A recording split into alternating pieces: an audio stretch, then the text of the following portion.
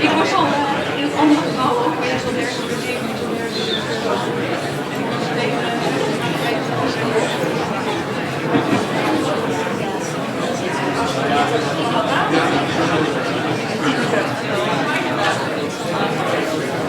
Ik zag het in de filosoof.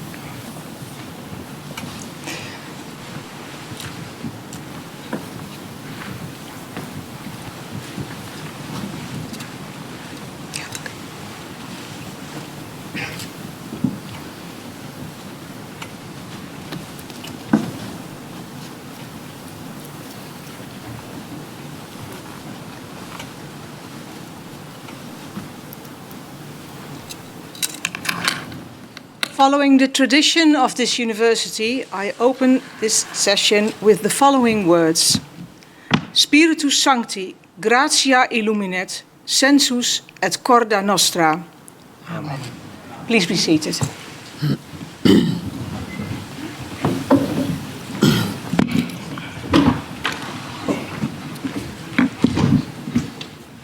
Dear attendees, dear colleagues from elsewhere and from our own university, dear parents and husband of Professor Grey and all other family and friends, both present and online, dear Professor Grey.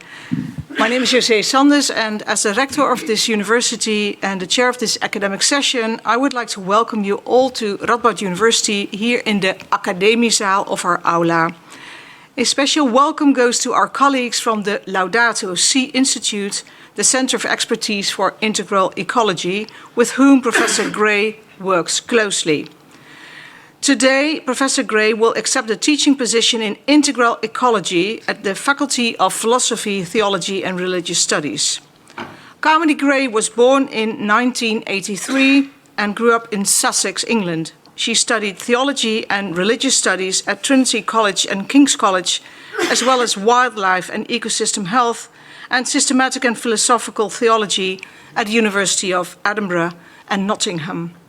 In 2015, she obtained her PhD in philosophy of biology in theology at the University of Bristol. Professor Grey was previously assistant professor of Catholic theology at Durham University, and she's also adjunct professor of ethics at the University of Bern. In 2024, Professor Grey was appointed professor by special appointment of Integral Ecology at Radboud University. In her research, Professor Grey studies ecological issues from an integral approach.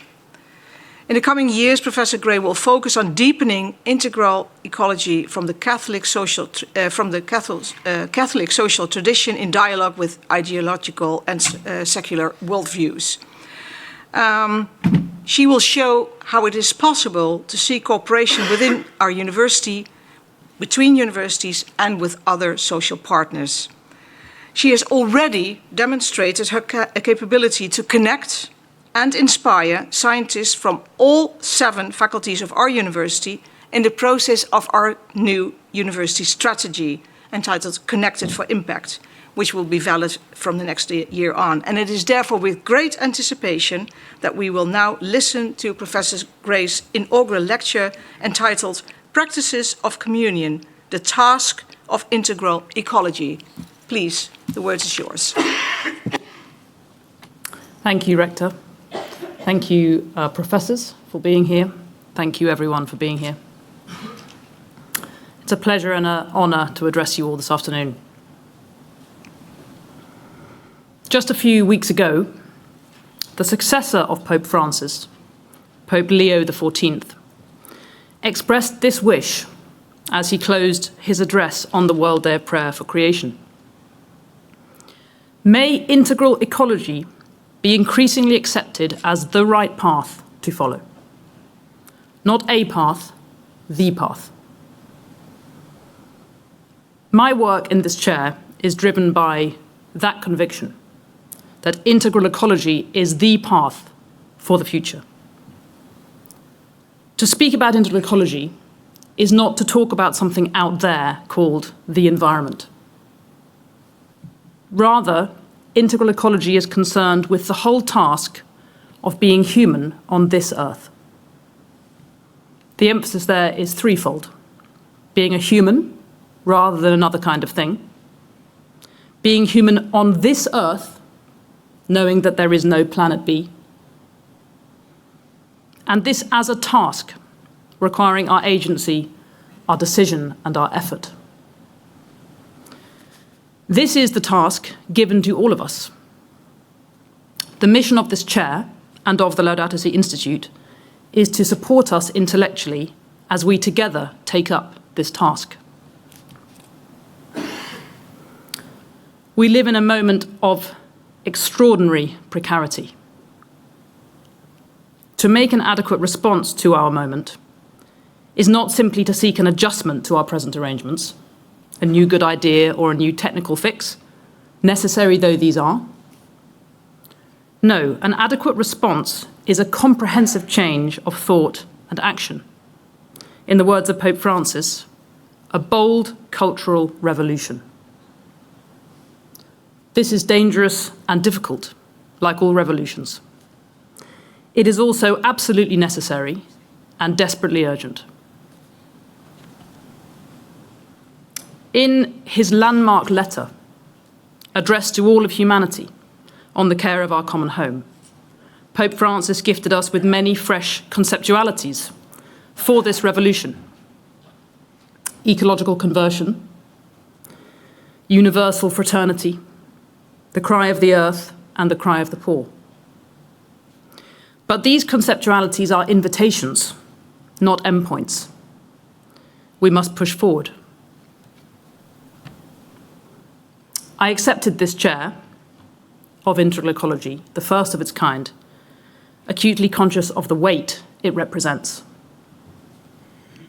As it now stands, Integral Ecology is a field of dizzying heterogeneity and daunting scale. Of course, this diversity is part of its strength. A key project of my first year in the chair has been a descriptive one, to map this field of integral ecology. Some of you heard a little bit about that in the symposium earlier on. Today, this afternoon, I want to reflect together on the next step, on integral ecology precisely as a task, that is, as a normative endeavour. How can we frame such a task? That's what I'll try to do with you this afternoon, to frame the task of an integral ecology. Let me start by briefly considering the way in which different modes of attention generate different kinds of practices. Pope Francis, after Romano Guardini, describes our present paradigm as a technocratic one. This is a mode of attention shaped by essentially instrumental questions. What can this do for me? How can I take advantage of this? What can I get out of this? These are instrumental questions. When our attention is shaped by those questions, it generates practices of competition, of exclusion, of alienation. It generates practices in which the world and other people are related to, first of all, as an opportunity to get something. This is action construed as control. This kind of action, unmodulated by any higher end, is always violent action. In our civilization, we have systematized this kind of attention, the acquisitive and controlling mode of attention. It is embedded in our social, economic, and political systems. And increasingly, it is embedded in our cognitive, emotional, and physical habits, not least through the alienating force of the digital and virtual structures through which we now live. Endlessly repeating such practices shapes us into beings who can only exercise this mode of attention, beings who have forgotten how to approach reality in any other way. It is in contrast to this mode of attention, these kinds of practices, that we can appreciate the force of the notion I am proposing in this lecture, practices of communion. In practices of communion, we exercise another mode of attention. We do not ask, what can I get from this? Or how can this benefit me? Instead, we ask, how can I nurture this? How can I give life here? These are practices in which the world is both taken as and made into a sacrament of communion. These are practices which express this truth, that in the deepest analysis, true life for me can never come at the expense of true life for you. So today, I will explore this idea of practices of communion as the next step in pursuing an integral ecology. Of course, I will do this in a necessarily painfully brief manner. At the end of the lecture, you will receive a free copy of my book, Practices of Communion, where I have set out the thinking in much more detail. There are two halves to the rest of this lecture. First, I would like to take a look around at our moment in intellectual history. Here I'm interested in particular in why ideas matter. Why engage in apparently abstract conversation about paradigms and concepts when there is so much to do? In the second half, I will, rather provocatively perhaps, point to one practice which can somehow function as a model or a symbol or an exemplary instance of practices of communion as such. And that is the mother-child relation. But first, the briefest of all prolegomena, a word about integral ecology. Integral ecology takes it that the crisis in our living world, in our relationship with our living world, threatens everything we hold dear. But it is nevertheless not best seen as a reaction to a set of problems. Integral ecology is an essentially positive vision. In the Catholic tradition, in which integral ecology has been central, our world and our lives in it, our thought and our action, are teleological. That is, they are towards something. That something is the origin, end, and meaning of all things. That origin, end, and meaning is a communion of love. This communion of love is what is finally real. It is the root, the direction, and the point of everything. It is what we call, in the Catholic tradition, God. God is the only and ultimate context in which we can fully understand anything. If this is so, being out of touch with this reality, losing sight of that ultimate context, cannot but have far-reaching consequences, bad ones, for our life and our action. In his renowned hermeneutic of modernity, the Catholic historian Louis Dupré describes the modern paradigm, the modern worldview, as a shattered one. That's his word, shattered. The modern, he argues, is characterized by the loss of the connection between God and creation and the human subject. To paraphrase a poet of my native language, W.B. Yeats, things have fallen apart. We no longer know who we are or why we are. This condition of alienatedness was identified as characteristic of the modern by many important philosophers. Of modern culture, by Hegel.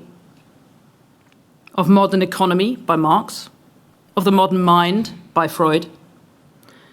And Nietzsche, the furthest seeing of them all, in my opinion, saw that the deep core of these various forms of alienation is this, that underneath them is an existential uprooting.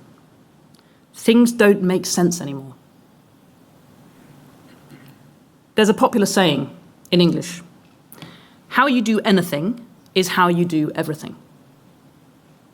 Let me try to reframe this. If the whole doesn't make sense, neither do the parts. If the world as world doesn't make sense, any local bits of sense-making become simply ironic.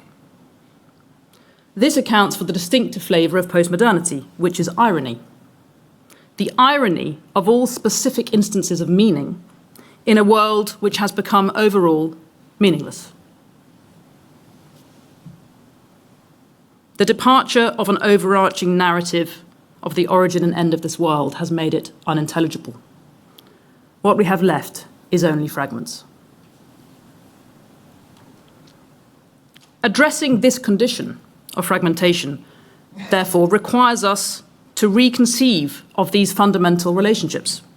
The relationship between the world, cosmos and creation, God, transcendence, the sacred, and the human self, the human subject. This requires a work of intellectual synthesis, of putting back together, in which the meanings of these three terms, world, God, human, are re-articulated in such a way as to restore their intrinsic relatedness. And that, as it happens, is exactly how Pope Benedict XVI defined integral ecology. As a framework in which we are seen as existing in and through three intertwined relationships which cannot be separated: with God, with one another, and with the earth.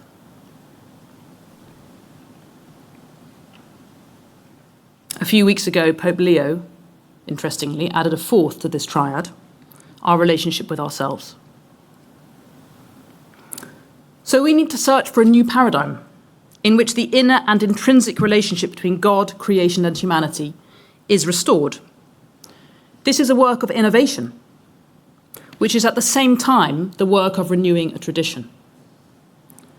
There is no place for nostalgia. There is no going back to what was. As Dupré writes, the past has vanished forever. But innovation is always in part recapitulation. The ingenuity and creativity of our tradition as it responds to our moment is, as Alistair MacIntyre has argued, the ultimate test of that tradition's livability, of its capacity to go on being a generative force. Laudato Si is a sign of this vitality. The Catholic tradition is alive as it confronts our moment, alive enough to speak with a new language that is nevertheless in continuity with the old. So this is the intellectual task, the task of an integral ecology: to foster a new paradigm which expresses a refreshed sense of wholeness and meaning. To pursue this task is to repair both our physical world and our ideal one, our mental one, the world of ideas. But what would that new paradigm look like? How could we recognize this wholeness, this sense of meaning, where it is struggling to grow, like seeds putting out shoots among bricks and stones, so that we can water it? And how can we prepare the soil and plant the seed where it is not yet growing?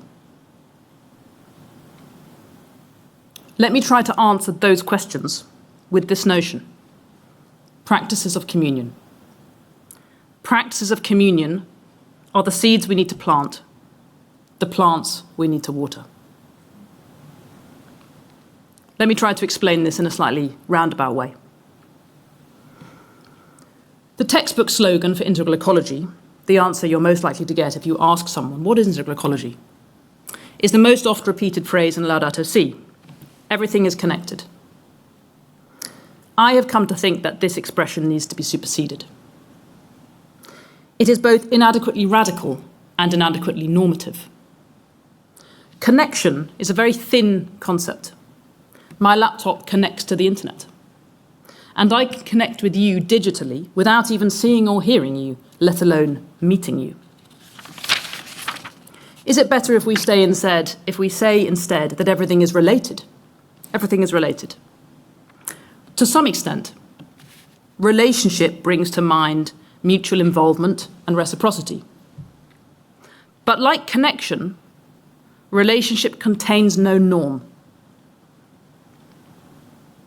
It expresses no substantive good. For example, my relationship with you may be an abusive one, but it is still a relationship. At the core of our thought and practice must be a term which is intrinsically and not contingently resistive to a logic of violence. In other words, we need a term that unites ontology with moral vision.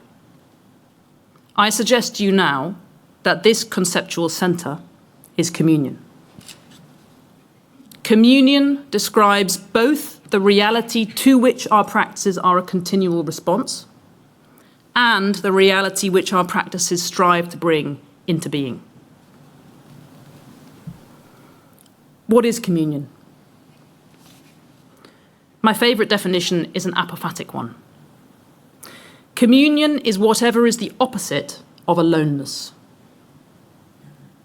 When I say this, people get a kind of faraway look in their eyes, because they sense inchoately that this is their deepest desire, that this is what they really want. Whatever that opposite of aloneness is, it is meaning and purpose and joy. Eric Varden has written that Christianity itself is no less than this, the shattering of loneliness.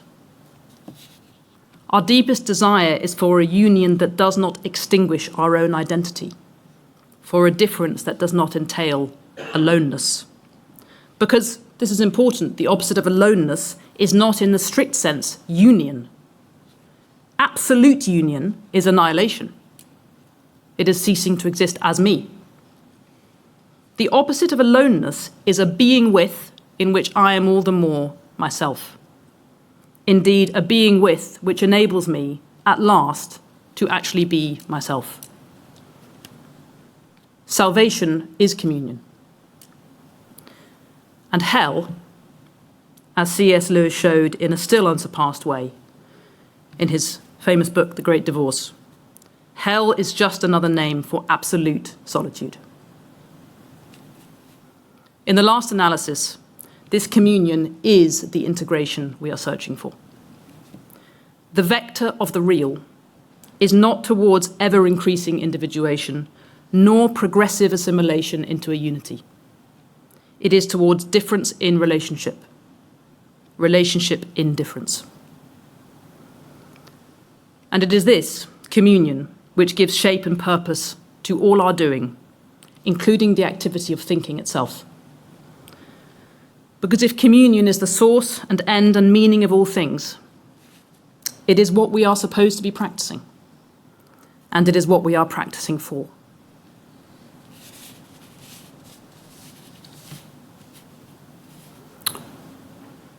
Since not everyone, I have noticed, shares my passion for epistemology and metaphysics,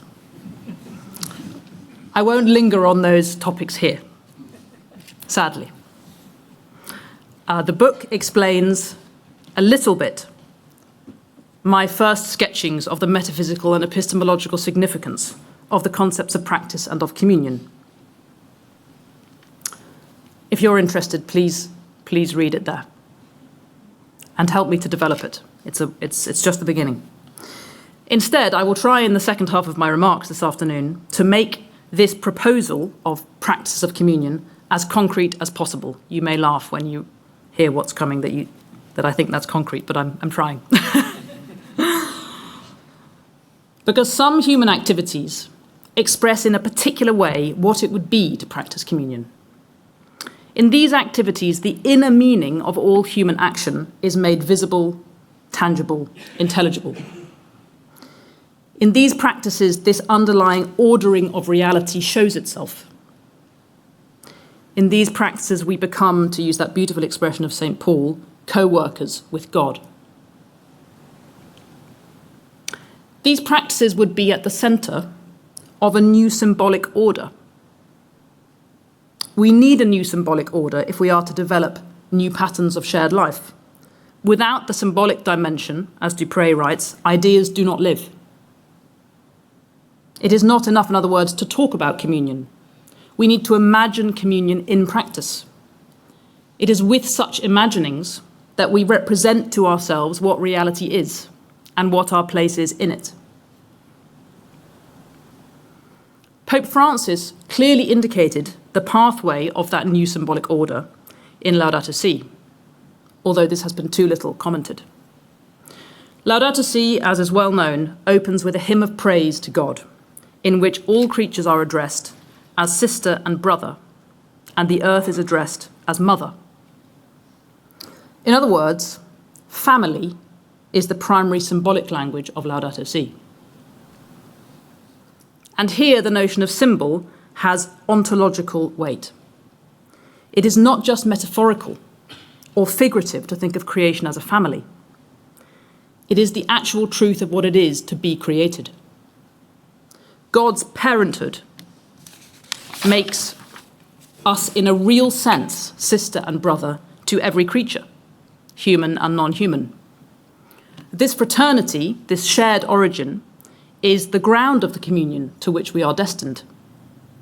Pope Francis puts it in this beautiful way. We are journeying towards a universal fraternity, a sublime communion with all creatures. I'll be theological for a moment.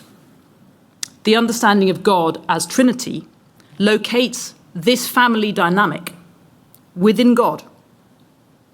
There is a filiation within God, a parent-child dynamic within God, which is normative for the meaning of creation itself. So much so that the followers of Jesus are tasked, above all, with being children of God. And Jesus says that to belong to the kingdom of heaven just is to regain the identity of a child. In other words, it is not so much that children are just immature adults. It is that adults are simply grown-up children.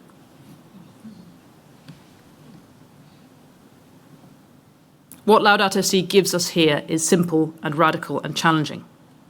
Normativity itself, that is, the way that we should live on this earth, as human beings among other creatures, is framed precisely in terms of family. Family is the paradigm of practice of communion. Let me now try to make this more concrete still. It so happens that I have recently become a mother. And I would compare the experience I have had in becoming a mother to the experience an Isaac Newton might have had in discovering gravity.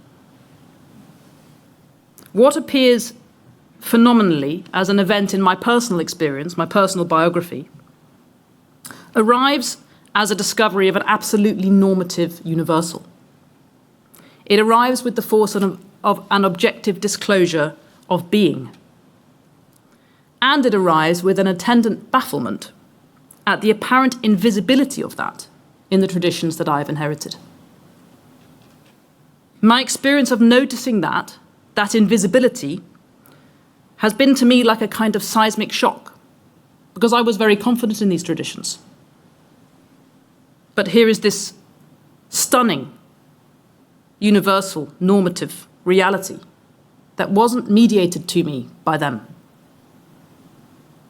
This disproportion between the fundamentalness of this feature of our humanness and its apparent irrelevance to most considerations in our traditions of humanness itself.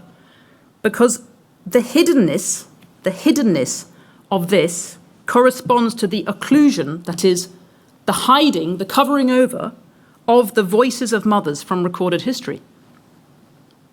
The number of mothers who have been able to contribute to our intellectual tradition explicitly as mothers is staggeringly low.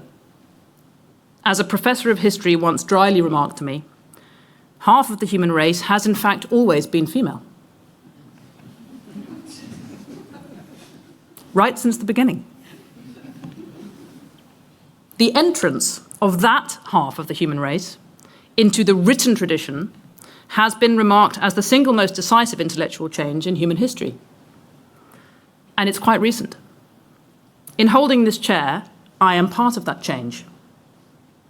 And this will be decisive for my intellectual work. What is there that we have not noticed, have not seen until now, because mothers have not been heard? I have come to think that to pose this question is overwhelmingly important. That to answer it is to lay hold to a kind of key which unlocks our contemporary situation. Because the occlusion, the hiding, the erasing of mothers from the tradition means that something constitutive of every human existence has been overlooked, and that is this: that to be human is to have a mother. There is no human being whose life did not begin in a condition of comprehensive enfolding within another person. There is no human being for whom this comprehensive enfolding does not represent the first decisive and all-shaping environment in which her or his humanness is established. If you doubt this, I invite you to look down at your belly. You might need to lift up your... and consider how strange it is that something so startlingly obvious is at the same time so little reflected upon, namely, that every one of us has a navel. Your navel is an utterly concrete instance, potent symbol, and exemplary illustration of this fundamental truth, which I am trying to capture with the notion of communion. And that is this: we do not first exist and then enter into relationship. Me over here, you over there. It's the other way around. I am, from and in the very first instant of my being, in relationship, and that is actually how I exist. It's by being in relationship. And in the first and most decisive experience of my being, that relationship is my relationship with my mother. Relationship is not something that I have. It is what I am. Let me just repeat this simple thought. To be human is to have a mother. The thought I'm interested in exploring is how this is enduringly normative for our identity.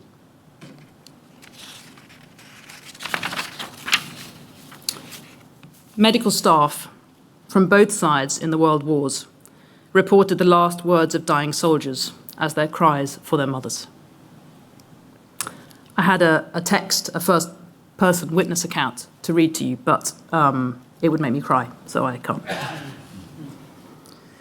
German war poet Eva Jones saw into the heart of the tragedy of war when she wrote of the mounting bodies of World War I, "This was some mother's son." I am not meaning to be sentimental, but to draw, and in fact it's interesting that we even think that that might be sentimental, but to draw our attention to a dimension of our identity, the hiddenness of which is extraordinary considering its essential quality. This is not the identity of being a mother, but the identity of being a child. That is, of having a mother, and of being, therefore, always and forever a child. By referring to the normativity of motherhood, I do not mean that to be a mother is the human ideal, nor that mothers one by one possess a normative point of view. You will find in my book an enormous list of caveats and disclaimers about all the things I do not mean.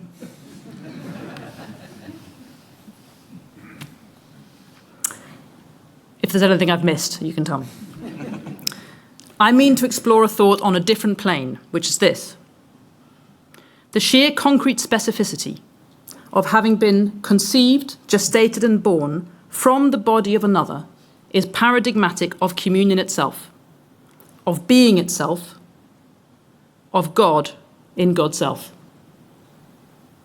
The Council of Toledo, if you doubt me, the Council of Toledo expressed the infinite intimacy of the Son to the Father, the original norm in Catholic theology of all relationship, the relationship of the Son to the Father, with these remarkable words. In utero patris. He was in the womb of the Father before all ages. This condition of being enfolded in the body of another is an intimacy that is not an assimilation. It is a coming to be that is not separation. It is the first and ineradicable form of the giving of life. And it is a kind of mirror image of the end for which we all long. And in this image, in this symbol, is a painful representation of what is most in danger of being erased in our own time, which it so happens is what most belongs to children, namely the future. Pope Leo tried to find yet new words recently to condemn the rising brutality in the Middle East. Nothing, he said, is worth the pain of mothers and the fear of children. That is precisely what the collapse of our shared future on this planet means, the pain of mothers and the fear of children. It is by viewing every human as a child of God and a child of some mother, that we can most truly know how we should live. And this is the final point I would like to share about motherhood as a practice of communion. Namely, I'll be epistemological for a moment, its epistemic normativity. What I mean by that is this, that the mother-child relationship is an episteme. That is, it is a kind of knowing. And it is a kind of knowing which is in some way a distillation of moral knowledge as such. I can most easily illustrate what I mean by this with a critique.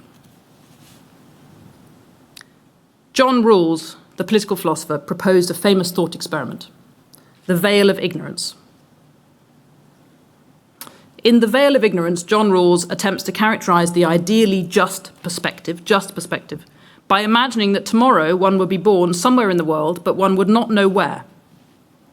And the assumption is that if one had to design the world from behind such a veil of ignorance, one would design it justly. This thought experiment, which has been extremely influential, is a striking illustration of precisely what we cannot see if we neglect the episteme of the mother. Because the assumption is made that the person whose good one would most naturally be concerned with is oneself. This is a consummate expression of myopic liberal individualism. And it is based on a mistake. Because what the mother's episteme brings to our attention is that there is at least one person about whom it is natural to care about as much as or more than oneself, and that is one's child.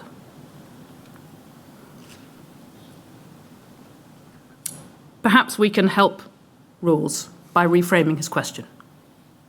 What world would one design if the child in one's womb was about to be born, one knows neither where nor, crucially, when? It is with such a question that one can come the closest, perhaps, to something of God's own concern for us. In the words of Pope John Paul I, uttered in 1978, words both explosive and strangely neglected, God is our Father. Even more is God our Mother. In this divine motherhood is established the fundamental truth we know with increasing clarity from contemporary psychology. It is the utter intimacy and total presence of the mother which is the enabling ground of the child's capacity to be free, to be a person in her own right. In other words, closeness and freedom are not opposites. They are mutually constituting conditions. In the same way, our life is inextricably woven into the fabric of our mother, the earth. A weaving in which the notion of independence makes no sense at all. It is the very closeness of this wovenness which is the condition of our ability to act and live freely as the creatures that we are. To try to be independent of that closeness, the closeness of God and the closeness of the living world, would not be freedom, it would be extinction. That is an extinction we are recklessly courting. There is an inescapable analogue between the motherhood of God, the motherhood of the earth, and the motherhood of the human mother.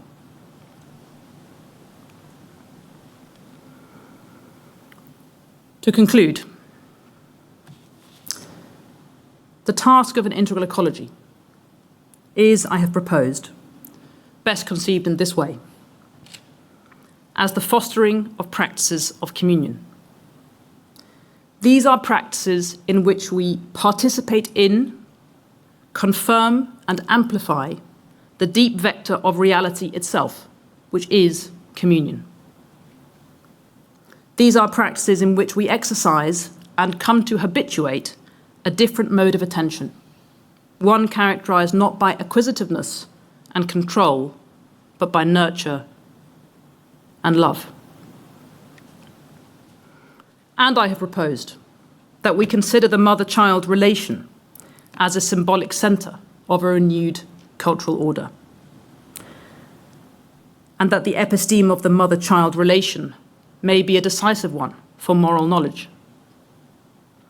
In doing this, we are pursuing the bold cultural revolution which Pope Francis calls for, and in which we shape the very stuff of this world.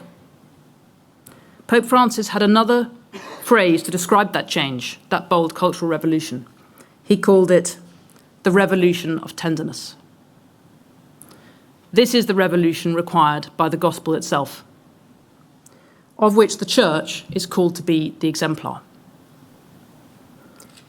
In an era of strongman authoritarianism, religious nationalism, the rapacious destruction of the living world, and multiple new forms of domination and exclusion and violence, this revolution of tenderness is the most radical path of resistance and renewal. It requires both great courage and great imagination. And that is the context in which to raise as my last word what is perhaps the most frequent question I receive in my many engagements, which is the question of hope. How can we be hopeful as the world fills with the pain of mothers and the fear of children? As we lay waste to our mother, the earth, and feel helpless as we watch the future of our children being destroyed. The answer, such as it is, consists in remembering, literally remembering, in all our practices, the decisive perspective on this world, and that is the perspective of the one in whom we live and move and have our being. To our fear, this one addresses these words from the prophet Isaiah. Can a mother forget the child at her breast, or show no compassion on the child of her womb? Yea, even if these forget, never will I forget you. Thank you.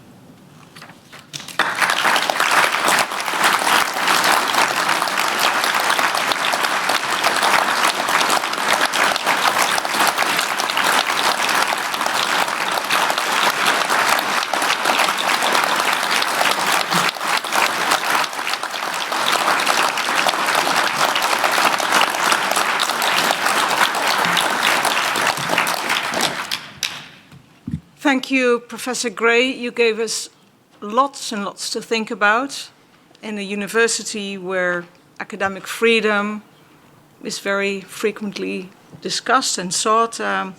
You make us aware of the extremely relativeness of independence of each other, and you show us the way to interdependence, of communion, and we should foster practices of communion. And I think that we see here a task and also a hope for us, for the earth, but also for our university and for universities in general. So thank you for that. You inspire us, and we will have lots and lots to talk about. Thank you so much. And we will do this after we end this academic session. We will leave this room in cortege again, and then everybody can follow, and there will be a reception downstairs where Professor Grey will, I think, be happy to have your congratulations. I was looking for the and a cup of tea. Being so inspired, I lose my words. And we will do so and leave here after the last words, for which I invite you to stand up.